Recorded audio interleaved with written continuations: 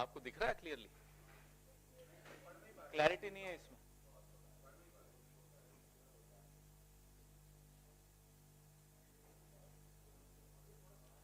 नमस्कार साथियों, शुरू करें।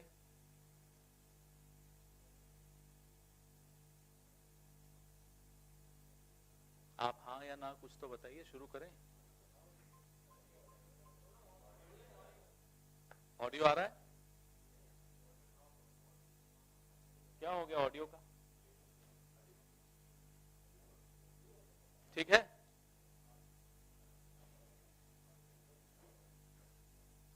नहीं आ रहा?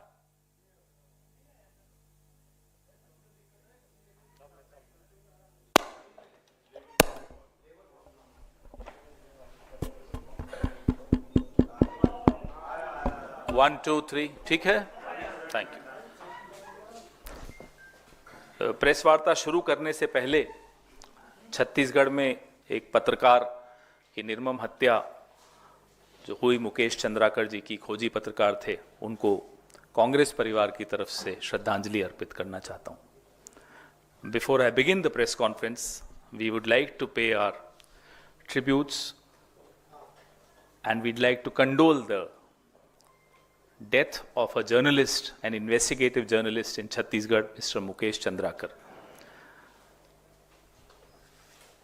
आप जैसा कि जानते हैं कि 17 दिसंबर को संसद में गृह मंत्री ने एक ऐसी अपमानजनक टिप्पणी बाबा साहब डॉक्टर भीमराव अंबेडकर जी के लिए की थी, जिसके पश्चात हम कांग्रेस पार्टी की तरफ से पूरे देश में एक आंदोलन शुरू किया गया।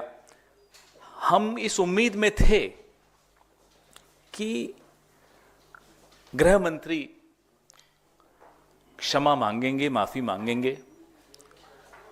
हमारी वो उम्मीद गलत थी। हम इस उम्मीद में थे कि प्रधानमंत्री खुद हस्तक्षेप करेंगे। प्रधानमंत्री ने हस्तक्षेप किया, लेकिन गृह मंत्री के पक्ष में और बाबा साहब डॉक्टर भीमराव अंबेडकर जी के अपमान में साझीदार बनते हुए दिखे प्रधानमंत्री जी। ये बहुत अफसोस की बात है। बेलगावी में आप में से कुछ साथी वहां मौजूद थे। वहां भी जो एक ऐतिहासिक कांग्रेस कार्य समिति की बैठक हुई, उसमें भी इस मुद्दे को जोर शोर से उठाया गया और तय किया गया कि एक अभियान शुरू किया जाएगा कांग्रेस पार्टी की तरफ से, जय बापू, जय भीम, जय संविधान। महासचिव संगठन के केसी वेणुगोपाल जी ने आपको मुखातिब होकर यह बताया था कि यह अभियान कांग्रेस पार्टी पूरे देश में शुरू करने वाली है। इस अभियान के तहत हर जिले में हम चौपालें लगाएंगे, इस पे चर्चा करेंगे कि कैसे न केवल बाबा साहब डॉक्टर भीमराव अंबेडकर जी का अपमान, बल्कि संविधान को बार बार नीचा दिखाने का षड्यंत्र आज से नहीं, दशकों से भारतीय जनता पार्टी और राष्ट्रीय स्वयंसेवक संघ लगातार करता आ रहा, और उसका सीधा सीधा खामियाजा प्रत्येक नागरिक को झेलना पड़ता है, उसको भुगतना पड़ता है। वो लेटरल एंट्री के माध्यम से कैसे आरक्षित वर्ग को चोट पहुंचाई जा रही हो, वो निजीकरण के माध्यम से आरक्षित वर्ग को चोट पहुंचाई जा रही हो, जो रिक्त पद हैं, 10 लाख के ऊपर जो रिक्त पद हैं, वो भी एक सीधे सीधे हमला माना जाए। ऐसे अनेक हमले, एक नहीं अनेक हमले। और लोकसभा चुनाव से पहले आप सबने देखा, आप सबने सुना, पूरे देश ने देखा और सुना कि 400 पार और संविधान बदला जाएगा। इन्हीं के नेता बार बार दोहराते थे। लोकसभा चुनाव में उनको इसका जवाब अच्छा मिला, लेकिन फिर भी बाज नहीं आए। और इसकी एक ऐतिहासिक पृष्ठभूमि है। There is a historical background to the animosity the RSS has always had against doctor Bhimrao Ambedkar ji and the constitution of India. मैं अपने जो अभी लॉन्च कर रहे हैं, जो आपको स्क्रीन पे दिख रहा है पैम्फलेट, जो इस इन चौपालों में इस पैम्फलेट का वितरण भी होगा और इसी पैम्फलेट के आधार पर ही हमारा आंदोलन चलेगा। और 26 जनवरी माफ कीजिएगा, 26 जनवरी को डॉक्टर अंबेडकर नगर यानी कि मऊ में इसकी एक रैली के रूप में परिणति होगी। तो इसका जो ऐतिहासिक पृष्ठभूमि है वो ये है कि जब ये संविधान हम पास कर रहे थे, पूरा देश इस संविधान को पास करने के लिए बड़ा उत्सुक था। 30 नवंबर 1949 को आरएसएस ने अपने माउथपीस ऑर्गेनाइजर में संविधान को अभारतीय बताया। ये आज का नहीं है भाई, वही कह रहा हूं, दशकों से ये इसके पीछे पड़े हुए हैं। रामलीला मैदान में इन्होंने अंबेडकर जी का पुतला जलाया था। जब अंबेडकर जी महिलाओं के समान अधिकार की बात करते थे, उनके लिए संघर्ष करते थे, तो उनका पुतला जलाया जाता था। तो ये आज की बात नहीं है।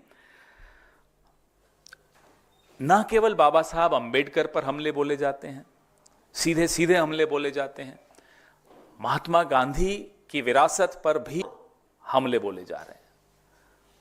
उनके हत्यारे नाथूराम गोडसे का महिमा मंडन पिछले 10 साल से आप खुद देख रहे हैं कैसे सोशल मीडिया पर होता है। कहीं मंदिर बनाए जाते हैं, कहीं पूरा बापू की जो हत्या है उसका पूरा चित्रण किया जाता है। और एक ऐसा माहौल इस देश में बनाया जा रहा है जिससे धीरे धीरे धीरे करके, जिसको अंग्रेजी में कहते हैं कि विलेन बना दो, जो हीरोज हैं, जो नायक हैं इस देश के, इस सदी के ही नहीं कई सदियों तक के वो नायक रहेंगे, इसमें कोई शक नहीं है हमें। लेकिन उन नायकों को कैसे खलनायक बनाया जाए, यह षड्यंत्र जो रचा जा रहा है, यह आज से नहीं शुरू हुआ। यह आजादी से पहले और आजादी के बाद भी संघ हमेशा इस तरह का षड्यंत्र कोशिश करता रहा।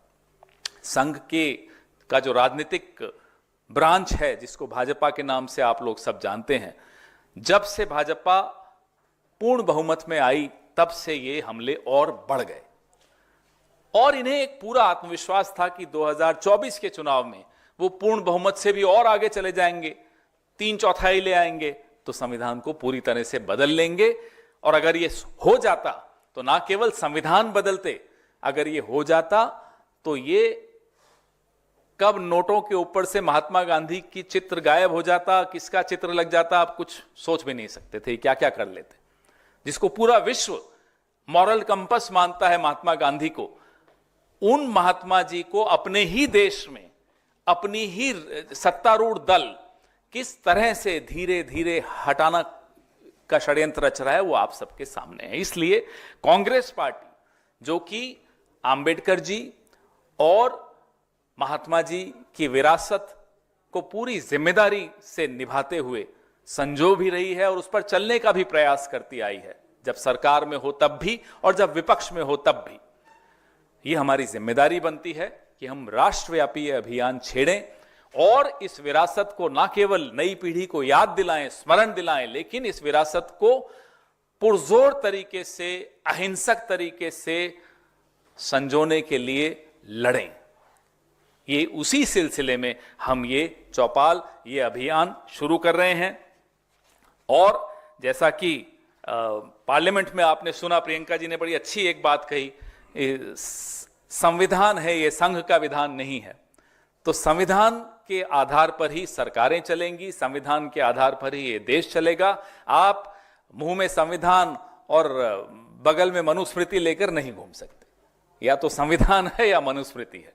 तो ये इनको हम एक्सपोज करेंगे कि किस तरीके से आप ना केवल दलितों और आदिवासियों के साथ अन्याय करते हुए आप सरेआम पकड़े जाते हो, SC/ST एट्रोसिटी जो एक्ट है उसको आप कमजोर करते हुए पाए जाते हो, लेकिन आप संविधान के जो मूल्य हैं, जिसके आधार पर विपक्ष की एक भूमिका है, आप उस पर भी हमला बोलते हो। कैसे आप विपक्ष के नेताओं को गिरफ्तार कर देते हो, उन पर एजेंसीज छोड़ देते हो, कैसे आप संवैधानिक संस्थाओं को कमजोर करने में कोई कसर नहीं छोड़ते। वो चुनाव आयोग हो, वो सेबी हो, वो CAG हो, ऐसे अनेक उदाहरण हम आपको लगातार देते आए हैं कि ये लोग संवैधानिक संस्थाओं के, लोकतांत्रिक संस्थाओं के पूरी तरह से खिलाफ हैं। तो बाबा साहब अंबेडकर को सिर्फ मुंह से अपमान करना एक बात होती है, वो छोटी बात नहीं होती, वो बहुत बड़ी बात है।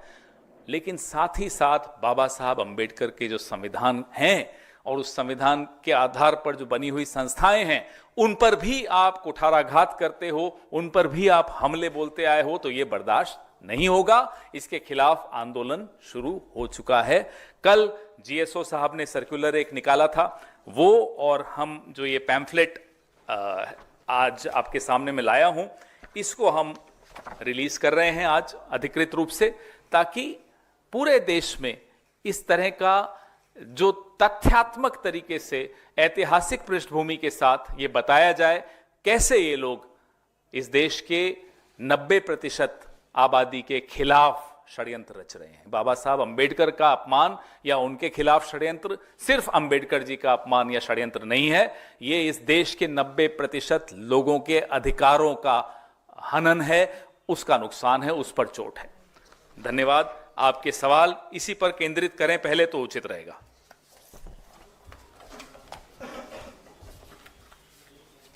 जी, 26 जनवरी तक का कार्यक्रम का आपने बताया। 26 जनवरी 2025 से लेकर 26 जनवरी 2026 तक का भी कोई कार्यक्रम है? वो भी बताया जाएगा। पहले इस कार्यक्रम पर तो इसको कवरेज तो दो, पहले इस कार्यक्रम को तो पहले इस पर 1 महीना देखते हैं आप कितना कवरेज देते हो, उसके बाद आपको वो भी जरूर जानकारी दी जाएगी। लंबा कार्यक्रम है, पूरे साल का कार्यक्रम है, क्योंकि ये जो संघर्ष है हमारा भारत जोड़ो यात्रा से शुरू हुआ और ये संघर्ष चल रहा है, चलता रहेगा। अभी तो सिर्फ 240 सीटें आई, उसके बाद ये इनकी ये हालत है। सोचिए 400 आती तो हमारा संघर्ष कितना होता। लेकिन हम उसी ढंग से संघर्ष करेंगे, यह मान के करेंगे कि ये इनकी नीयत में है। ज्यों ही मौका मिलेगा संविधान को ये कमजोर करेंगे। पूछिए, इसी पे पहले इस पे न, वो भी करिए। आप तो संघ के विधान पे जरूर पूछेंगे।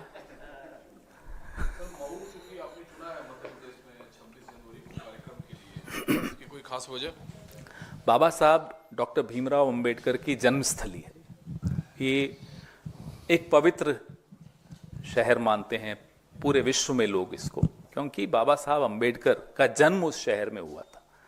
तो जाहिर सी बात है कि हमारे नक्शे पर ये शहर एक बहुत महत्वपूर्ण स्थान रखता है, हमारी विरासत में ये शहर बहुत महत्वपूर्ण स्थान रखता है।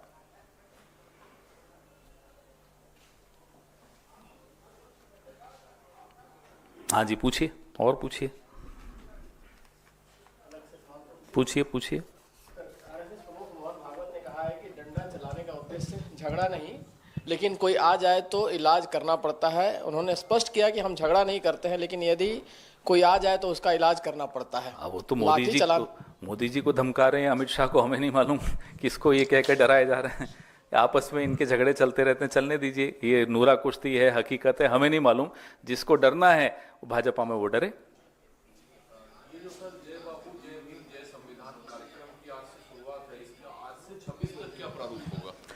हर जिले में चौपाल लगाई जाएगी। हमारी जो संगठन है वो हर जिले में उसका चौपाल लगाएगा, इस पे पूरी चर्चा होगी। किन बिंदुओं पर चर्चा होगी वो बिंदु इस पैम्फलेट में आपके सामने है, जिसमें मैंने जैसा आपको बताया कि संवैधानिक संस्थाओं पर कैसे हमले हुए, संवैधानिक अधिकारों पर कैसे हमले हो रहे हैं, और फिर उसकी परिणति जो हुई वो डॉक्टर बाबा साहब अंबेडकर पर सीधे सीधे हमला गृह मंत्री ने किया। इसको इंग्लिश में कहते हैं they are trying to push the envelope. ये रोज कुछ नया प्रयास करते हैं कि शायद इसका सामान्यकरण हो जाए। जैसे गोडसे का महिमा मंडन का सामान्यकरण किया जा रहा है। गांधी जी के खिलाफ आग उगलने का आज से 15 साल पहले कोई सोच नहीं सकता था, लेकिन उसको भी नॉर्मलाइज किया जा रहा है। तो धीरे धीरे ये क्या कर रहे हैं कि अंबेडकर जी को, महात्मा जी को, पंडित जवाहरलाल नेहरू को, इन सबको डिमोनाइज कर रहे हैं। अंग्रेजी में फिर एक शब्द इस्तेमाल कर रहा हूं, और उस डिमोनाइजेशन को नॉर्मलाइज कर रहे हैं, उसका सामान्यकरण कर रहे हैं कि ये नॉर्मल जो संवाद होता है उसमें ये बात आ जाए कि गांधी जी ने गलत किया, अंबेडकर जी ने गलत किया, संविधान गलत है, ये सब षड्यंत्र का हिस्सा है। इस षड्यंत्र को हम बेनकाब करने के लिए ये अभियान चला रहे हैं, शुरू कर रहे हैं। जो आपकी एलआई पार्टी है अलग अलग राज्यों में, पार्लियामेंट की तरह क्या वो बाकी पार्टियां भी? कांग्रेस पार्टी का अभियान है। ये कांग्रेस की एक्सटेंडेड कांग्रेस कार्य समिति की बैठक में इसका निर्णय लिया गया है। जाहिर सी बात है कि कांग्रेस का कार्यक्रम कांग्रेस के लिए लागू होता है, कांग्रेस के वर्कर्स पे लागू होता है, कांग्रेस के ऑफिस बेरर्स पे लागू होता है।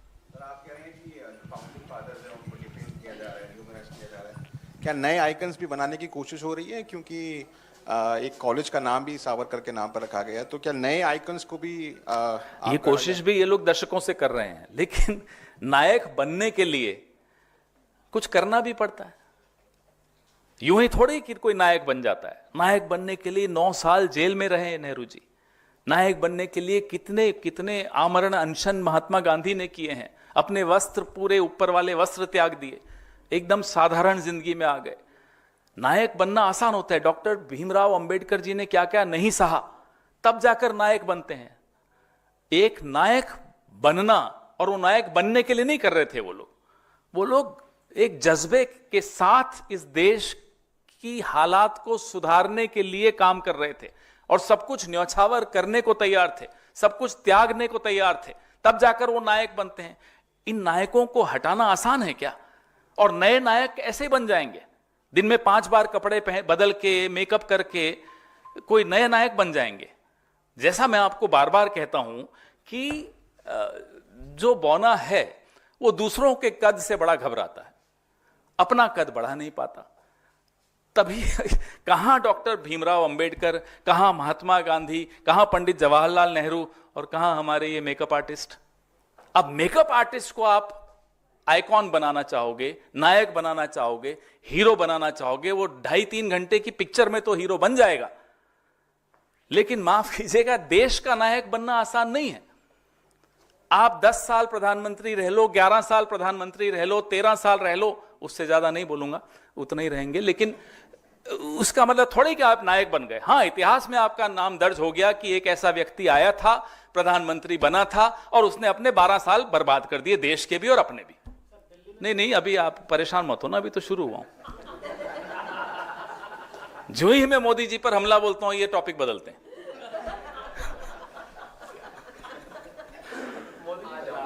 तो नायक बनना, जैसा कि मैं कह रहा था, आसान नहीं होता। आपने सवाल बड़ा अच्छा पूछा, क्या नए नायक बनाए जा रहे हैं?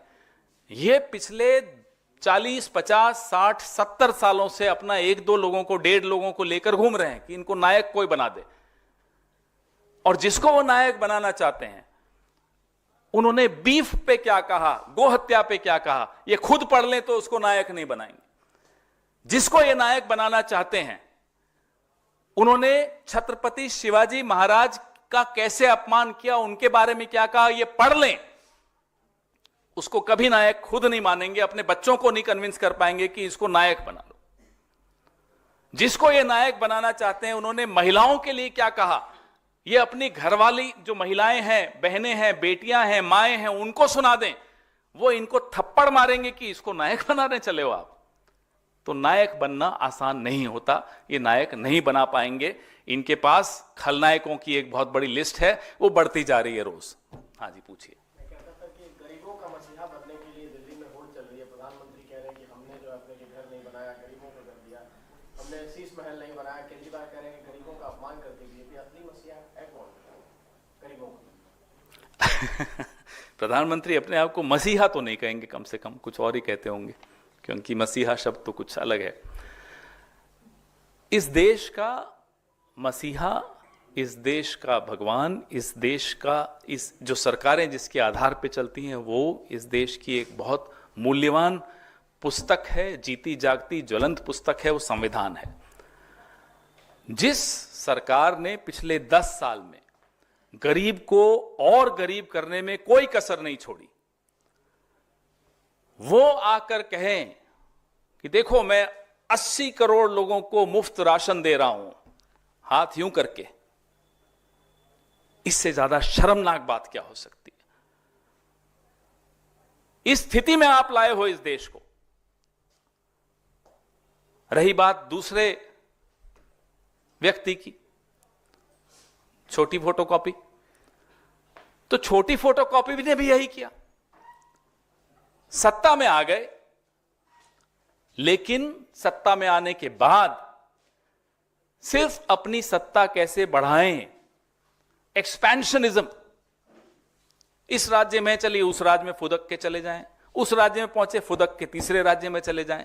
जिस राज्य ने आपको इतना भारी बहुमत दिया उसके लिए आपने क्या किया, उसके जो अधिकार थे आपकी सरकार के पास या किसी भी चुनी हुई सरकार के पास, वो अधिकार आपने अपने हाथों से खत्म कर दिया। जी सर, इसी में मेरा क्वेश्चन है। अभी अरविंद केजरीवाल की तरफ से एक घोषणा हुई है कि उन्होंने ये कहा है कि दिल्ली में जितने भी पानी के बिल बढ़े हुए आए हैं उनकी जेल जाने के बाद दिल्ली वाले जो हैं वो बिल संभाल के रखें, उनका भुगतान ना करें। जब उनकी सरकार बन जाएगी, दोबारा सत्ता में आएंगे तो उनके गलत बिलों को माफ करवाएंगे। ये मेरी सभी लोगों से बात अभी है किसकी सरकार और है? गारंटी है मेरी। अभी किसकी सरकार है? वो जेल चले गए तो क्या सरकार पूरी जेल चली गई? मतलब उनके जेल जाते ही बिल बढ़ गए, ये कैसे हुआ? तो ये सब बातें दिल्ली को कोई मूर्ख मान के ही बोल सकता है, या मूर्ख मानता है या मूर्ख बनाना चाहता है। न दिल्ली वाले मूर्ख हैं, न दिल्ली वाले मूर्ख बनेंगे। Manipur has witnessed a fresh violence. Yes. And sir, what according to you is the ultimate long-lasting solution to this? It has been almost over a year. Look, it's not possible for us here, sitting here, to give any lasting solution to a problem in Manipur. But having been in government for 54 years and 7 months out of 76 years, we have learned something about this country, that any such complex issue needs to be handled with utmost sincerity and sensitivity at the topmost level. Do we see that sensitivity? Do we see that sincerity at the topmost level of this country? No, we don't. Has the Prime Minister uttered a word on Manipur, barring wishing the Manipur Chief Minister a happy birthday? Have you seen him tweet about Manipur? Have you seen him visit Manipur? Have you seen him doing some visible interventions in Manipur? You haven't. So if the Prime Minister of the country is more worried about what's happening in Ukraine and not what is happening in Manipur, then you understand where his priorities lie. His priorities are not in calming the frayed nerves of people.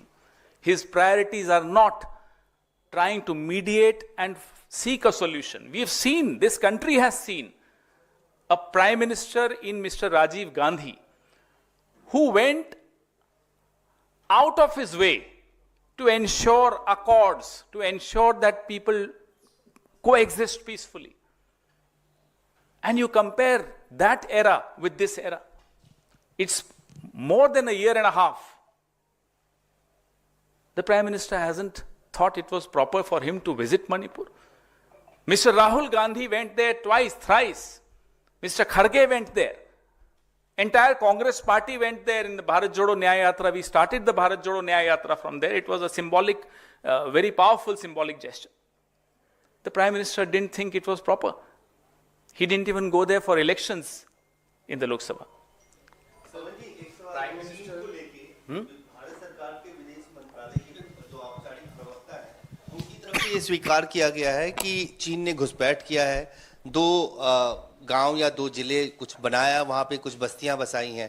पहली बार ये admission जो हुआ है, क्योंकि प्रधानमंत्री ने तो 2020 में कहा था ना कोई घुसा है ना घुसेगा। इस पर एक विस्तृत प्रेस वार्ता हम लोग करेंगे, बहुत जल्दी करेंगे। लेकिन जो भारत की विदेश नीति है, वो आपने जो सवाल पूछा शायद होतान परफेक्चर पर पूछा है, अलावा उसके जो ब्रह्मपुत्रा पे एक डैम बनने की बात हो रही है, अलावा उसके भी कई उदाहरण हम लगातार देते आए हैं आपको कि कैसे भारत की विदेश नीति पिछले 10 साल में उसके नतीजे हम रोज रोज रोज भुगत रहे हैं। वो अमेरिका हो, वो चीन हो, वो अगल बगल के और हमारे पड़ोसी देश हों, हर जगह से आपको वही उदाहरण मिलते हैं कि किस तरह की ढुलमुल विदेश नीति आपकी है।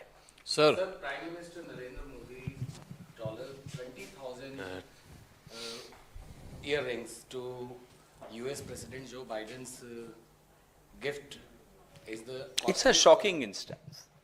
There are SOPs in place for such gifts, but it's shocking to know that even in response to an RTI, the Prime Minister's office refuses to divulge details. But this country is very surprised at this point. This is the only thing I would like to say. Sir प्रवेश वर्मा को नई Delhi seat से ticket मिलने के बाद fight triangle है या सीधे लड़ाई आम आदमी पार्टी और कांग्रेस में है? दूसरा, रमेश बिदूड़ी को कालका जी से टिकट दिया गया है, जिनके विवादित बयान के बाद लोकसभा का सीधी सीधी लड़ाई ना केवल इन दोनों सीटों पर जिनका आपने नाम लिया, नई दिल्ली और कालका जी, पूरी शहर में, पूरी दिल्ली में सीधी सीधी लड़ाई कांग्रेस पार्टी की है आम आदमी पार्टी से, और हम जीतने वाले हैं।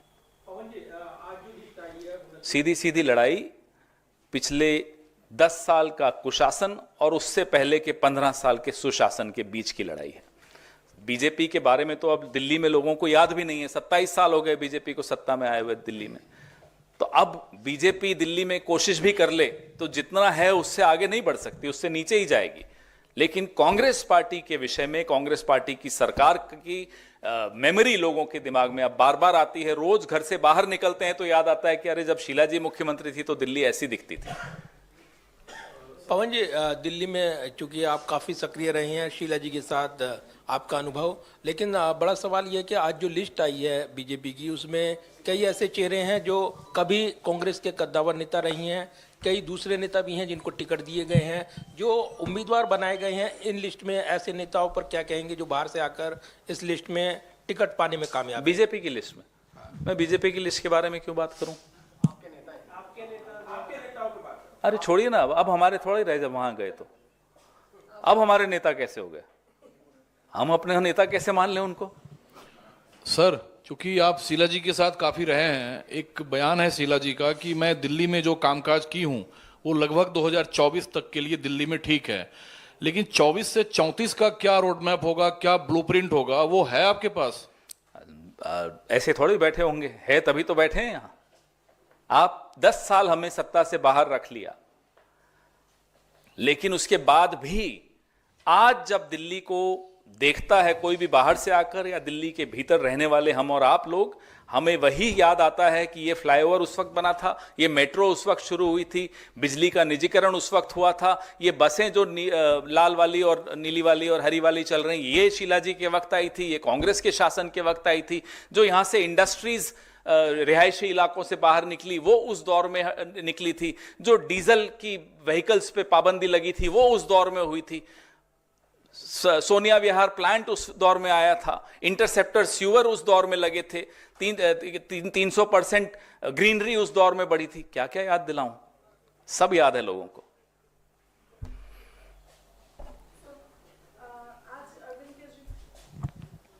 अरविंद केजरीवाल ने कहा है कि भाजपा और कांग्रेस को मिलकर दिल्ली में चुनाव लड़ना चाहिए और कांग्रेस को जनता के बीच जाना बंद करना चाहिए। क्यों डर गए? समझ में नहीं आई बात। आप जनता के बीच में नहीं जाना चाहते, मतलब क्या और लोग भी ना जाएं? जनता के बीच रहते हैं हम। जाना आना तो आप लोगों का काम है जो भ्रमण करते हैं। हम जनता के बीच में ही रहते हैं, तभी हमें मालूम है कि पिछले 10 साल क्या भुगता है यहां के लोगों ने, और उसका जवाब अब जनता देने को तैयार है। अब कोई 1-on-1 नहीं होगा, इसलिए जो भी है अभी कर लो।